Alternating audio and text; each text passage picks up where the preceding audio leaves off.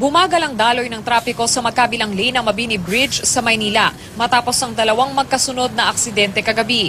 Unang naaksidente ang truck at delivery van na ito na nagkagit-gitan sa inner lane ng kalsada. Sa right of way ako, mabagal lang yung takbo ko. Ito naman, biglang kinat din ako kasi kinat din siya ng forward.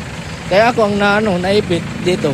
Wala pang isang oras, nabangga naman ang isang kotse ang isang motorsiklo sa kabilang lane. Sugatan ang rider na si Jacinto Bordado at angkas na si Jenny Chicano na agad isinugod sa ospital. Nakahinto ka na rito, ganun ba? Nakahinto na ako dito, 30 minutes. Bumagal yung yung motor, yung kasunod na kotse, matulin, sinagi. Malay, mga 5 meters hanggang dito. Hindi niya binitawan yung manubela ng motor, kaya pumailalim siya sa gulong ko. Aminado ang driver ng kotse na nakainom siya ng alak pero hindi naman daw matulin ang kanyang pagpapatakbo. Hindi ko na alam parang nasabi ko na lang kasi wala naman talaga akong nakita sa harap ko. Kuya, nakainom po ba kayo ng alak? Nakainom ako pero okay lang ako. Kaya pa. Nangako naman siyang sasagutin ang pagpapagamot sa mga sugatan.